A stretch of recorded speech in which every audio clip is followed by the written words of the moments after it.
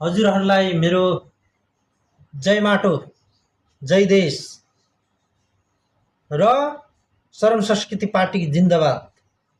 हेर्नुस्, सही मान्छेको पछि लाग्दाखेरि अगर यो ज्यान दिनुपर्छ भने पनि हाँसी दिनु तयारी हुनुपर्छ। नेपाललाई जसले माया गर्छ, जसले माटोलाई माया गर्छ, जसले म नेपाली हुँ भनेर भन्छ नि, त्यो मान्छेले नेपाल देशको निम्ति, माटोको निम्ति, आफ्नो स्वाभिमानको निम्ति मर्न पनि तयारी हुनुपर्छ। एक, जय माटो जय देश भन्नुहोस्। र 2 नम्बर, हर्क साम्पाङको विरोध गर्नेलाई धन्यवाद, किनकि विरोध पनि गर्नु पर्छ, तर सही ठाउँको मात्र विरोध गर्नुहोस् र जो गलतलाई गलत भन्नुहोस्, सहीलाई सही भन्नुहोस्, तर जहाँ पाए त्यहाँ विरोध नगर्नुहोस्। मेरो यही सुझाव छ। जय माटो जय देश।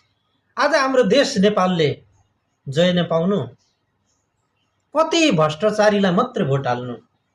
यसपालि त माटो चिन्हमा भोट हालिदिउँ न, औँजुलीको माटोमा भोट लगाइदिनुहोस्। आज हामीले हेरिनौँ, 30 वर्ष हेऱ्यौँ, 240 वर्षसम्म हामीले हेऱ्यौँ। खोइ त देश नेपालले पाएको मुक्ति, देश नेपालको माटो रुइरहेको छ।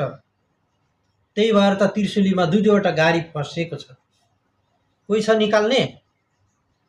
आज आदरणीय दाजुभाइ तथा दिदीबहिनीहरू, यसपालि जेनजी युवक भाइ अनि बहिनी, मेरो छोरा अनि छोरीहरू, यसपालि शरम सांस्कृतिक पार्टीलाई बहुमतको साथमा विजयी बनाउनुहोला र हजुरहरूको साथ अनि सपोर्ट चाहिन्छ।